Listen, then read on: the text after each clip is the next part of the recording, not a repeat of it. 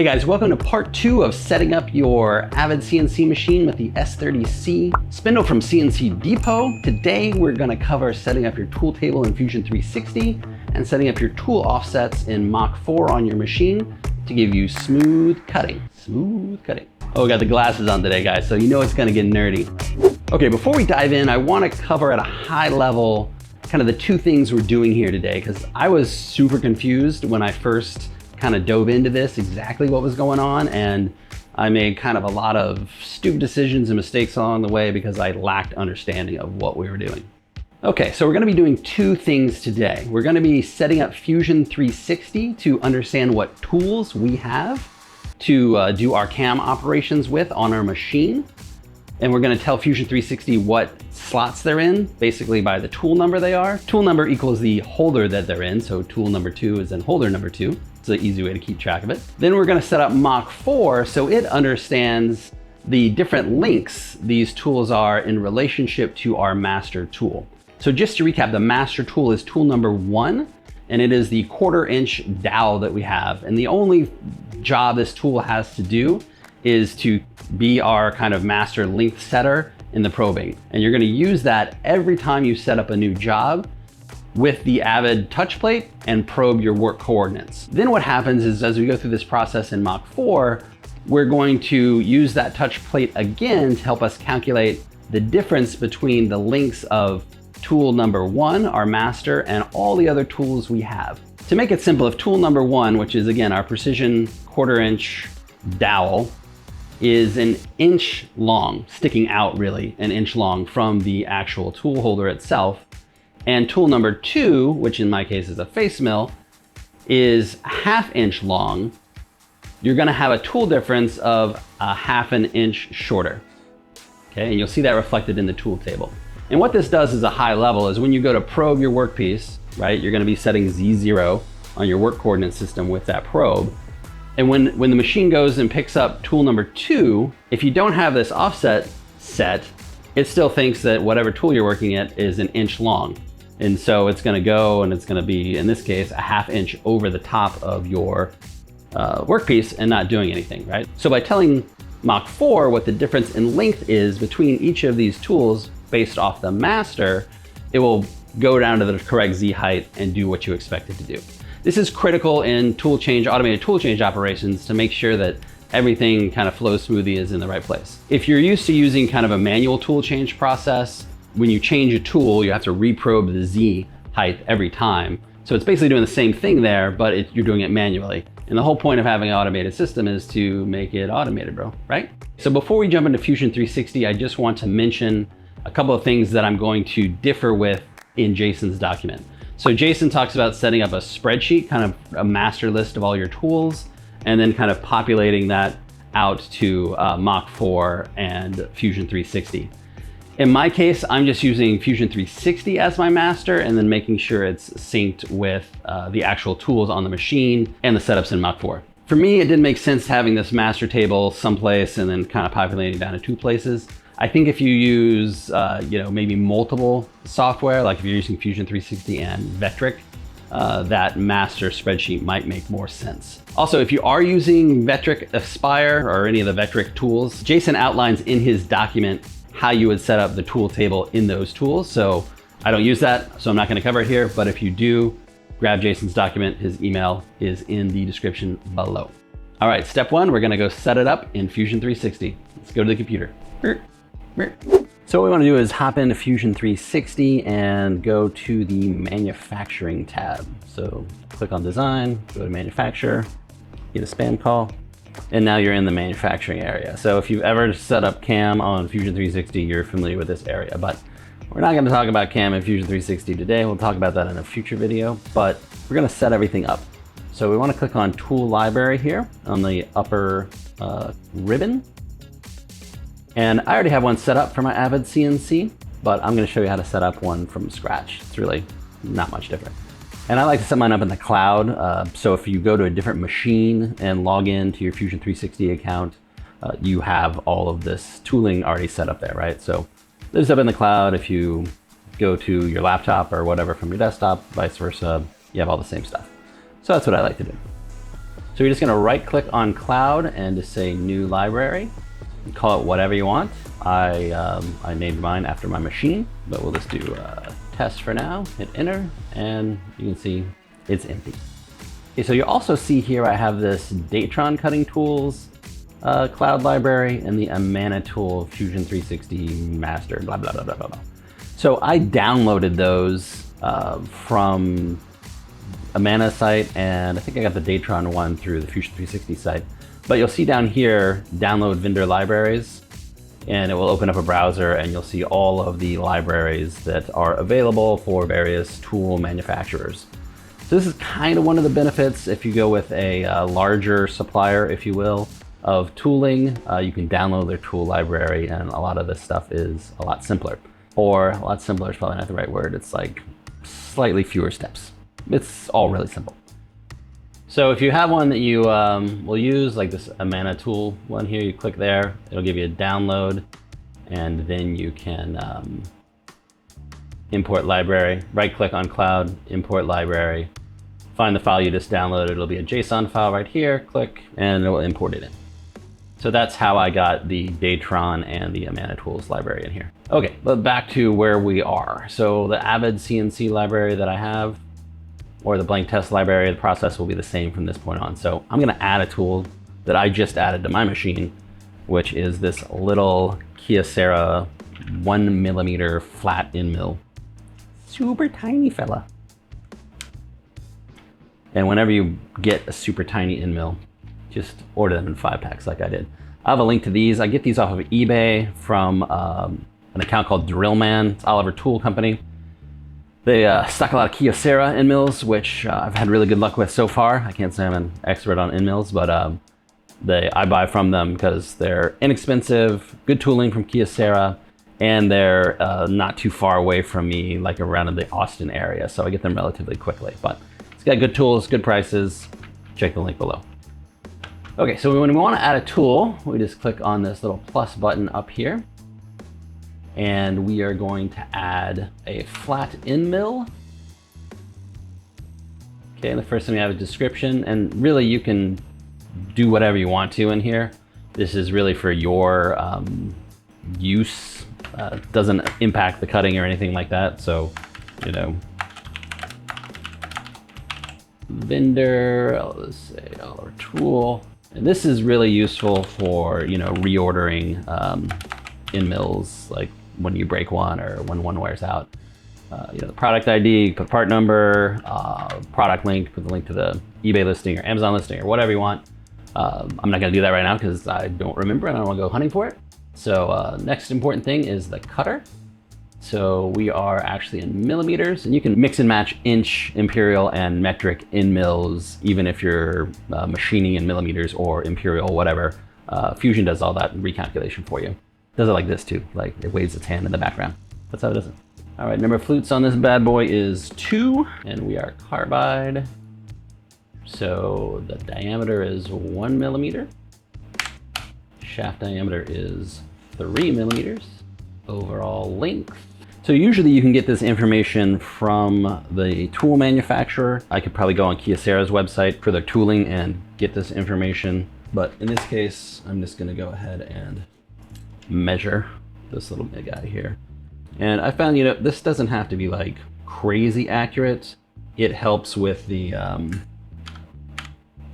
this overall length, length below holder, all this stuff helps with the simulation process. If you're doing CAM and you want to see if your, you know, your tool holder is going to run into anything, it uses this data here to calculate that in the simulation. It doesn't really have anything to do with the setup on the actual machine cutting. We're going to set that up in our tool offsets and length calculations and all that inside of Mach 4. But it is kind of good to get this close so you can see if you're going to run into anything. All right, length below the holder. I'm not going to go grab that one, but I'm going to just say, this is the more important calculation for the collision here, is the length below holder. Shoulder length is this taper here. Again, not terribly important. That's 3 millimeters. And the flute length is 6 millimeters. Oh, yeah, sorry, shoulder length. Yeah.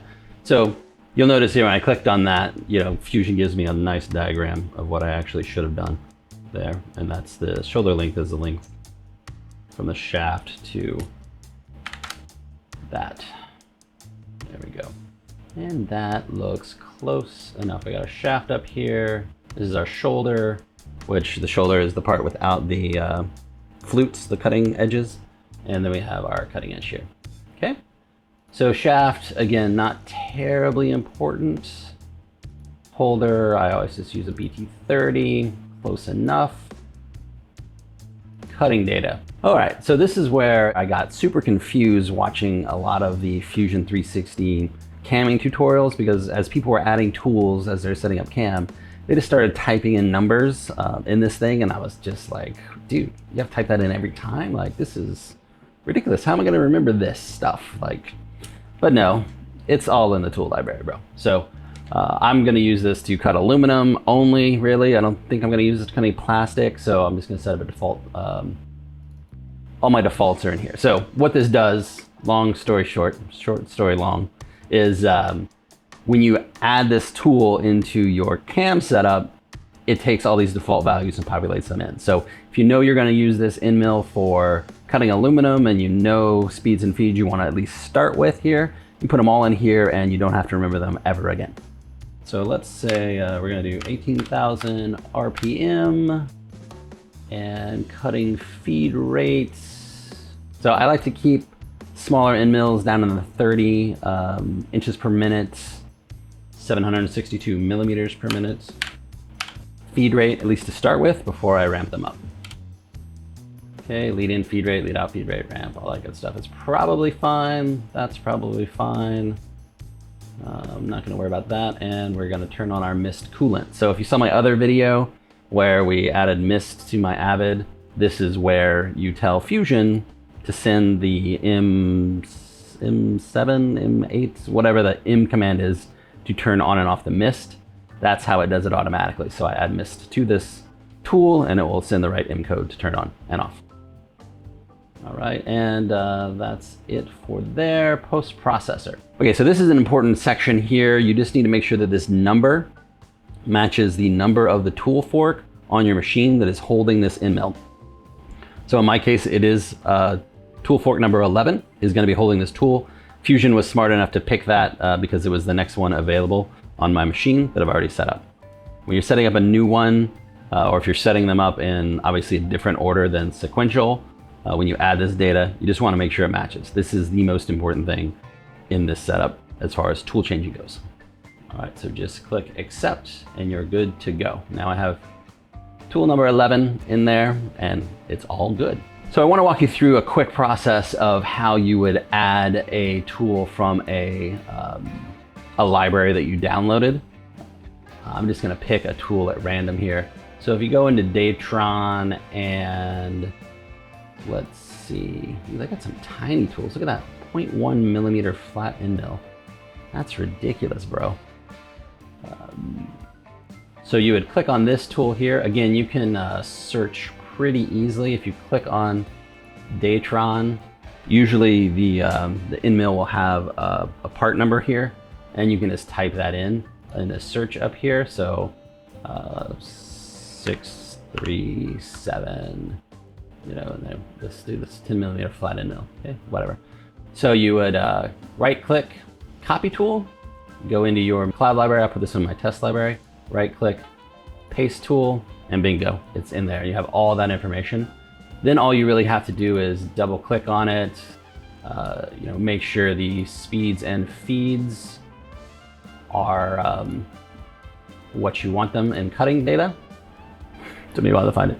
Make sure these are all set properly for machine. I don't have a 40,000 RPM spindle. 24 is the max I go. So double check these at least for good default settings, and then make sure that the post processor number is matching the tool fork location for this.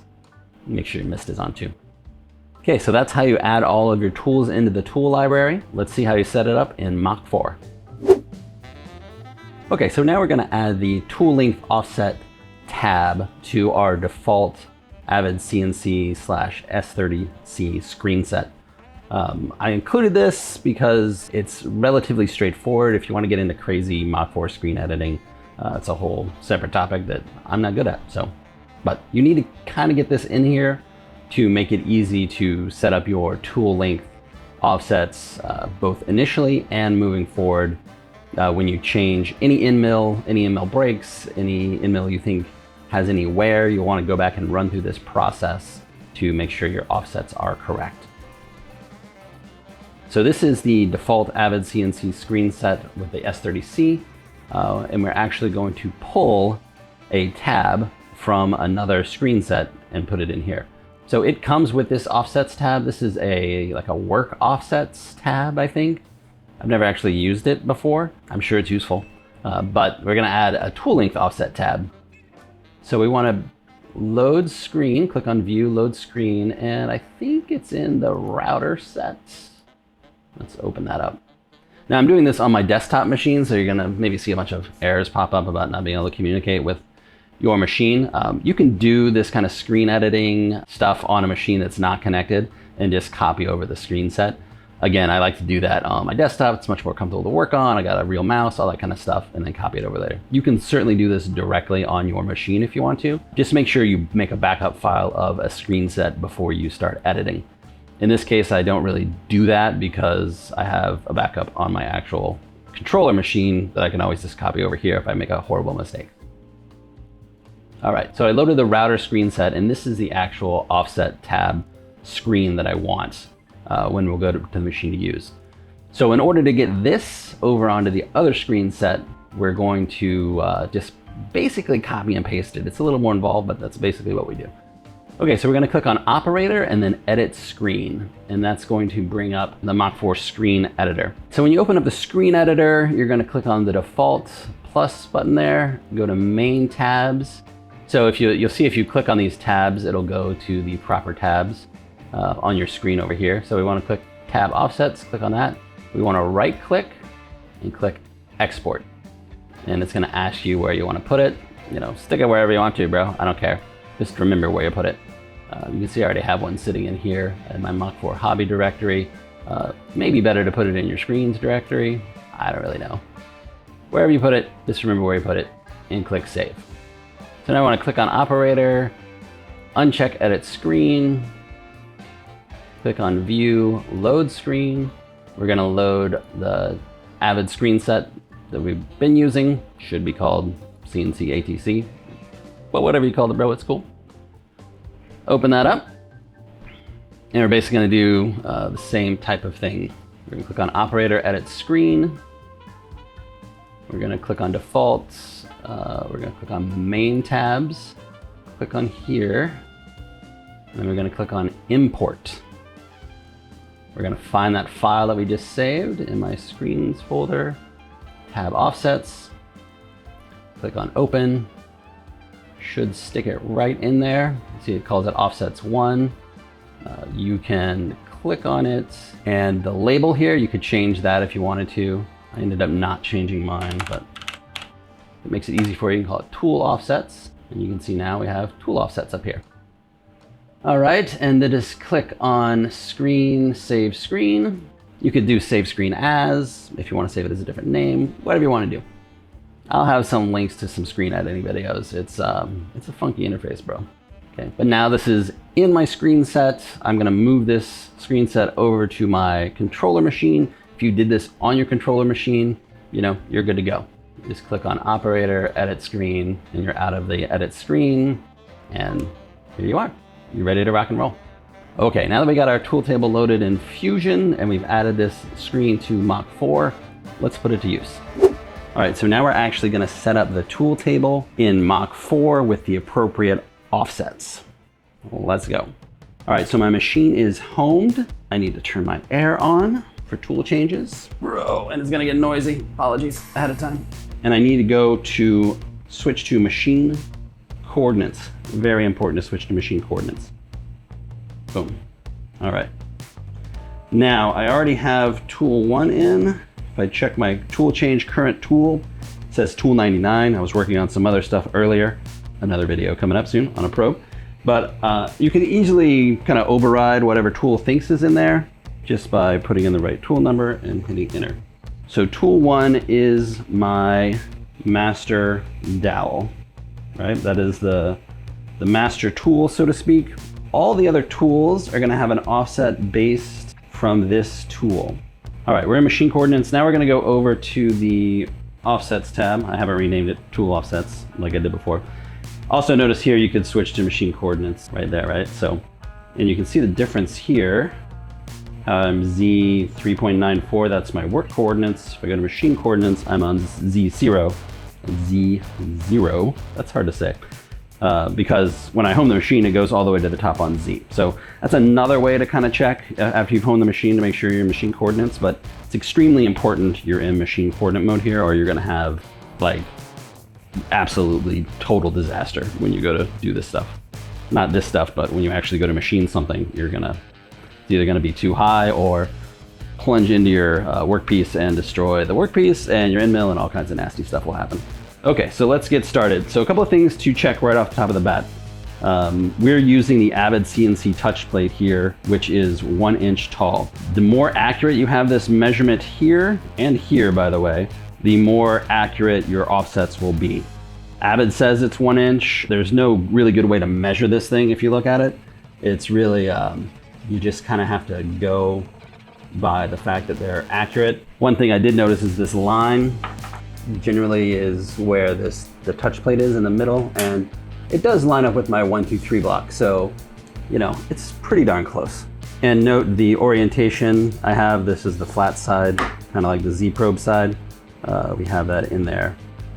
So you can't really do it like that because it would be crooked, right? So just make sure you got all that lined up and good to go. And so that's both my gauge block height here and my gauge block height here. So this is where you set the Z offset for your master tool. And then all the additional tools, we click this set tool over here. So let's go through this process. Okay, sorry, one more thing we have to do here real quick. Go back to our program run tab. We want to go to jogging, and we want to make sure our jog increment step is set to 001. You can make it smaller, but you'll be here like all day, and it's a kind of a nightmare. Okay, so let's go back to our offsets tab, and probe signal here is important. So let's test that first. So we're gonna connect the magnet from the touch plate. I hate this thing, by the way. Then we're just gonna lift this up and touch, and that should light up active as I'm touching it. Right, so we know everything's working there. And let's get our jog rate back down. We don't want to go crashing into anything. And now what we want to do is maneuver the master tool above the touch plate here. It doesn't have to be center. It's probably a good idea if you try to get it roughly in the same spot every time, but not necessary, okay? And we're going to get close. By the way, I'm just using page down on my keyboard here to lower the spindle. If you're using the finger jogging over here, I think it's the same deal, but I like to do this. All right, so when you get pretty close, we're pretty close to touching there. You want to get as close as you can because this incremental jog thing is really a mess, bro. Shoot. It's not touching, but it's like almost touching, right? So, okay, so now we're going to go to incrementally jog this down until the probe signal becomes active. So to incrementally jog on a keyboard, you hold down the control key and then in any direction you want to go, right? So for me, I'm just hitting the page down because I'm going down. Just gonna hit it one time and again, keep going down. Again, we're moving in very small increments here until that probe signal becomes active. There we go. So we just became active on the probe signal. Now we're gonna go page up, make sure we're inactive, page down, we're active. Now again, this is my master tool, so I'm going to set Z. And that's gonna set this Z height right here, negative 5.5893, blah, blah, blah. That is the Z height in machine coordinates of my master tool. Okay. So we're just gonna hit page up, get it out of the way, take off my magnets, And now I'm going to go over to the Program Run tab in the I window, and we're going to change tools. So we're going to do T2, M6, G43, H2. All right. And if we've set up everything right before, tested it, cycle MD start, we should be able to successfully change to tool 2.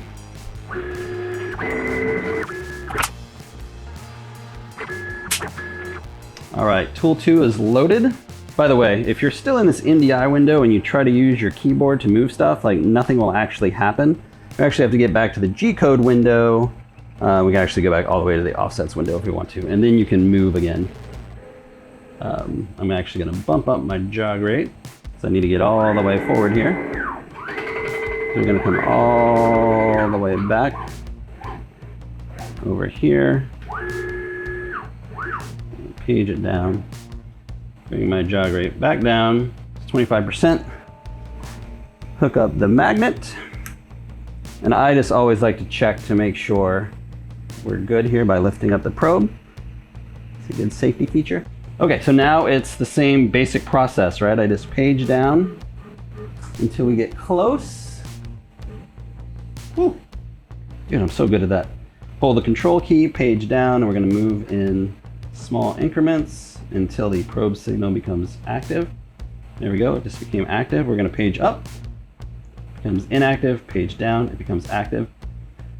Now what we're gonna do is, let's take a look at the tool table first. But if we click on tool table, you can see all of these are 0. I just like to double check this real quick. If it has a value in there, you just want to kind of take note of that value for tool 2. We'll hit quit. And now where probe is active, we're touching, we're all good. We click set tool. Then if we go back into the tool table, you'll see now we have an offset in there, right? That's how you kind of know everything works. So it's 0.3196 shorter than tool number 1. Okay. Now you just go and repeat this process for every tool in your table. So we're gonna go back to Program Run, in the I window, change this to 3, this to 3. Make sure you take your magnet off here. We don't want our magnet on, obviously. Hit Cycle Start MDI, we're gonna pick up tool number 3.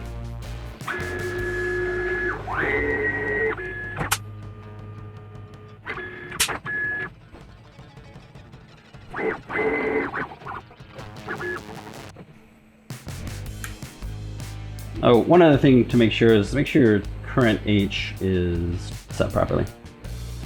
All right.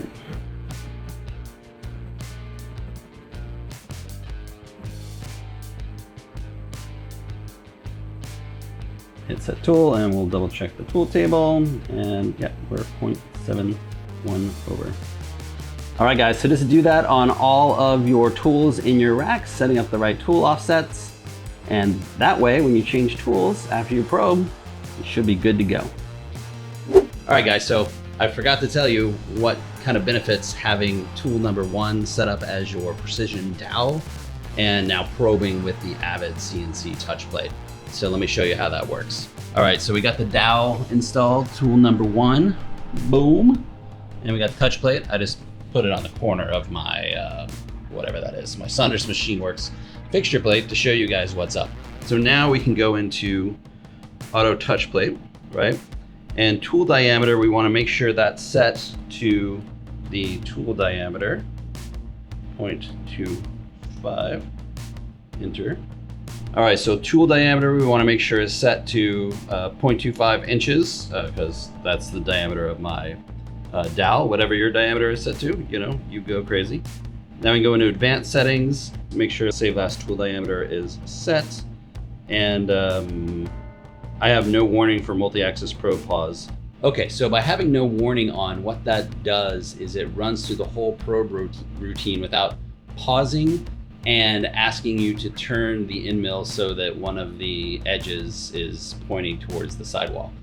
We have a dowel that's perfectly round. It has no, you know, pokey outy bit edges, so we can just probe away. All right, just moving everything into place. I'm gonna come over here. And we're gonna click there. And it's gonna go down. So it's gonna raise up, it's gonna wait, and then it's gonna move. I'm not touching anything.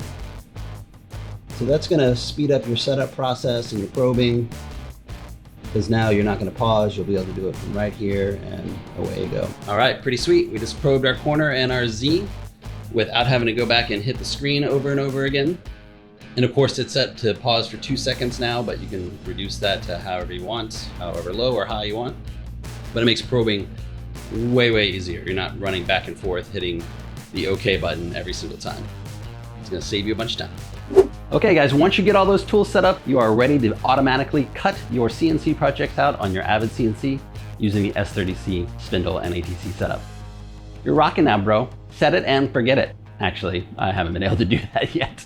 So again, links to any of the tools I mentioned below in the description. Here's part 1 in case you need to go back and check that out right here. I set up a playlist right here of all the other videos I mentioned. And hey, buy my frogs.